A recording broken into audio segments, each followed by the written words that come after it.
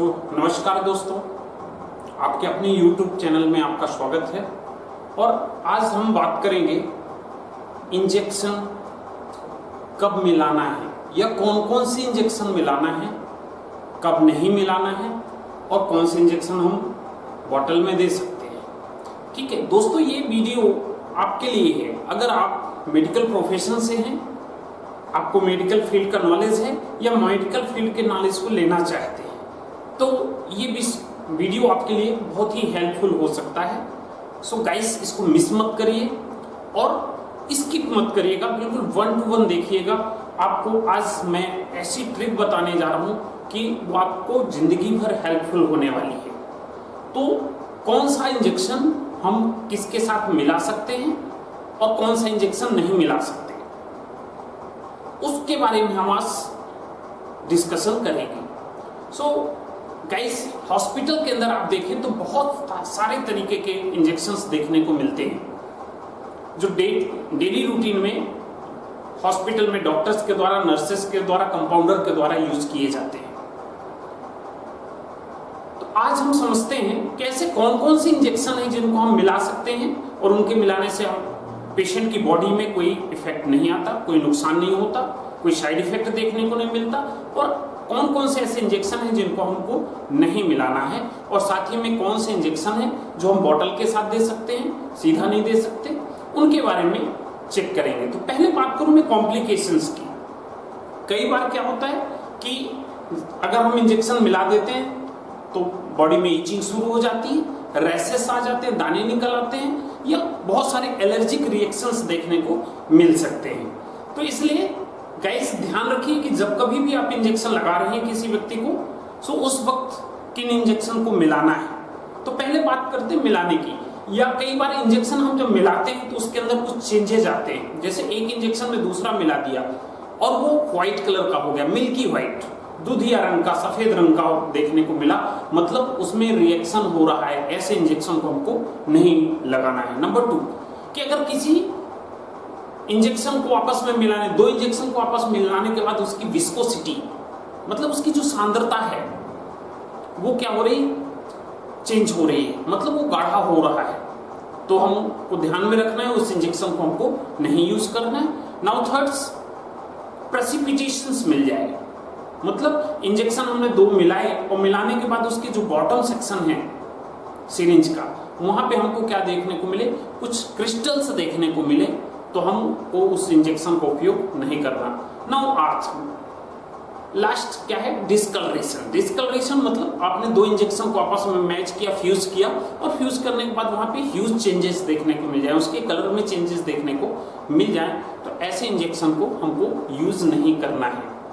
फिर बात करते हैं हम ऐसे कौन कौन से इंजेक्शंस हैं जिनको हम मिला सकते हैं।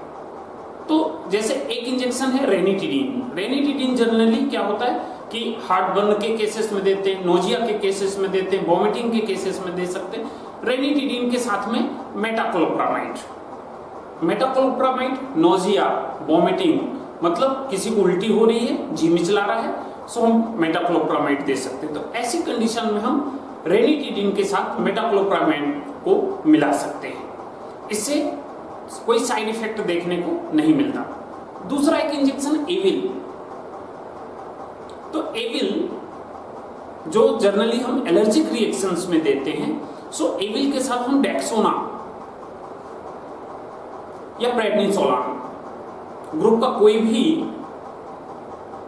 मिला सकते हैं। क्यों मिला सकते हैं? क्योंकि इनके अंदर रिएक्शंस नहीं होते, और रिएक्शंस ना होने के साथ में एक और चीज देखने को मिलती कि जब कभी भी हम एविल के साथ डेक्सोना मिलाते हैं, डेक्सामिथासोन, तो उसकी एक्टिविटी बढ़ जाती है, मतलब बहुत तेजी से वो रिएक्ट करता है और बॉडी को जल्दी ही आराम मिल जाता है। तो ऐसी कंडीशन में हम उसको मिला सकते हैं। एक और एंटीबायोटिक है जिसको हम जेंटामाइसिन के नाम से जानते हैं। तो जेंटामाइसिन जो इंजेक्शन है उसके साथ भी हम डेक्सोना मिला सकते हैं।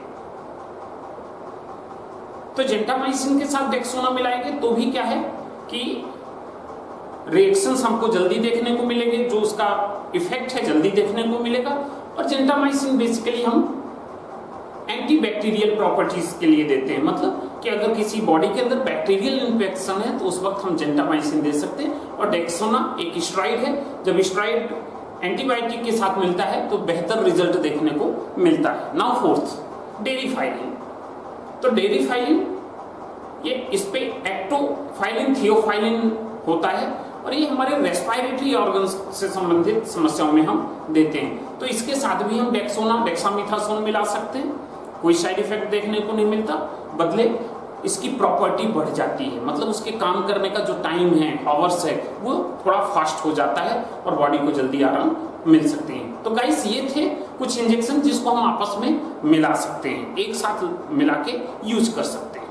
नाउ अब जो बात करूंगा मैं, ऐसे कौन कौन से इंजेक्शन हैं जो हमको आपस में नहीं मिलाना है, और अगर हमने मिलाया तो हमारी बॉडी में, मतलब पेशेंट की बॉडी में जिसको हम इंजेक्ट करेंगे, कुछ ना कुछ साइड इफेक्ट देखने को मिलेंगे, उसकी बॉडी में नुकसान देखने को मिलेंगे। तो सबसे पहले बात करूं मैं इसमें डायनापार इंजेक्शन की। डायनापार मतलब डाइक्लोफेनिक सोडियम। ये इंजेक्शन ऐसा है कि अगर हम, जैसे कुछ लोग कैसे एक्सीडेंट का केस आता है और अचानक से उसको डायनापार लगाते हैं, दर्द हो रहा है तो डायनापार लगाएंगे, उसके साथ में वो टिटनेस का इंजेक्शन, टिटनेस टॉक्साइड के इंजेक्शन मिला देते हैं। तो इससे ज्यादा कुछ साइड इफेक्ट तो देखने को नहीं मिलते, लेकिन कई बार ये क्या होता है कि जो टिटनेस टॉक्साइड का इफेक्ट है बॉडी में कम हो जाता है, उसका असर कम हो जाता है, इसलिए इन दोनों इंजेक्शन को नहीं मिलाना चाहिए। थर्ड वन इज कि डायनापार के साथ पेंटाप्रोजोल इंजेक्शन को भी हमको नहीं मिलाना है। डायनापार के साथ पेंटाप्रोजोल को साथ में नहीं मिलाना और साथ में नहीं लगाना, और साथ में ध्यान रखना है कि जब भी हम डायनापार लगा रहे हैं उसके बाद अगर हमको पेंटाप्रोजोल लगाना है तो हमको उस सेम सिरिंज उपयोग नहीं करनी, उसके लिए हमको नई सिरिंज की जरूरत पड़ेगी, क्योंकि अगर आपने उसी सिरिंज से लगाया तो भी रिएक्शन होने का चांस है। Now third, MBI. एमबीआई क्या है?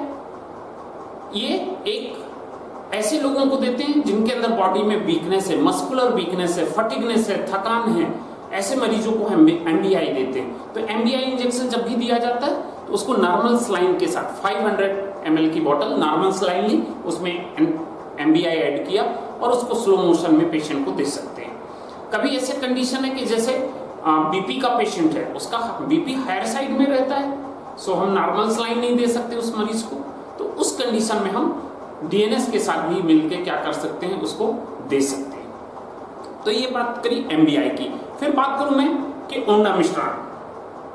तो ओंडामिश्रान मतलब ये उल्टी का इंजेक्शन है, वॉमिटिंग का इंजेक्शन है। तो जब कभी भी हम किसी पेशेंट को ओंडामिश्रान देते हैं, उसी सेम सिरिंज से हम दूसरा इंजेक्शन नहीं देना चाहिए, क्योंकि जब भी हम देते हैं उसके साइड इफेक्ट्स देखने को मिल जाते हैं।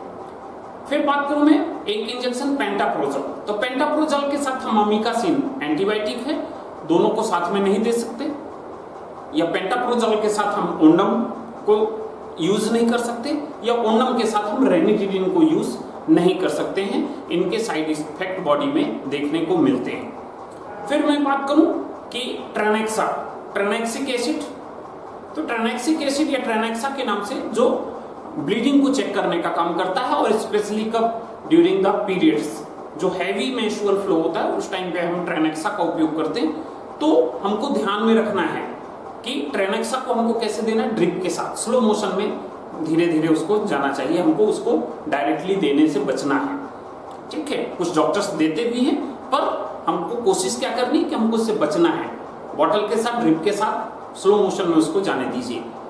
जो लैसिक्स है, डायूरेटिक्स है, इसको भी हमको क्या करना है, उसको स्लो मोशन में देना है, ताकि उसकी बॉडी में इसका इफेक्ट लगातार लंबे समय तक बना रहे। फिर मैं बात करूं ट्रामाडोल।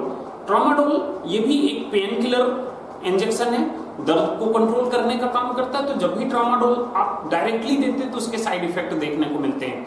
आपने आईवी दिया सो नुकसान कर सकता है, क्या उसको नोजिया हो सकता है, वॉमिटिंग हो सकती है ना, एब्डोमिनल क्रैम्प्स हो सकते हैं।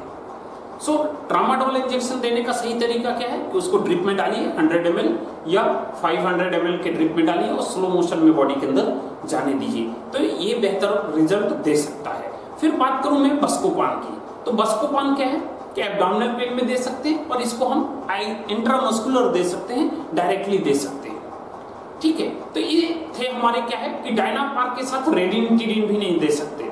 डायनापार के साथ हम पेंटाप्रोजॉल भी नहीं दे सकते हैं, उसके साइड इफेक्ट बॉडी में देखने को मिलते हैं। तो गाइस ये कुछ इंजेक्शन थे जो हम जनरली हॉस्पिटल में रूटीन में यूज करते हैं। तो अभी क्लियर हो जाएगा आपको कि कौन कौन सी चीजें हम किसके साथ मिला सकते हैं और कब नहीं मिला सकते। अगर हमने मिलाया तो उसकी वजह से हमारी बॉडी में क्या क्या साइड इफेक्ट्स आएंगे। तो मेरे साथ आप सब ऐसे ही बने रहिए, मैं हर बार आपके लिए एक नया वीडियो लेके आऊंगा और उसमें कुछ एक नई जानकारी के साथ आपके साथ फिर मिलूंगा। Thank you.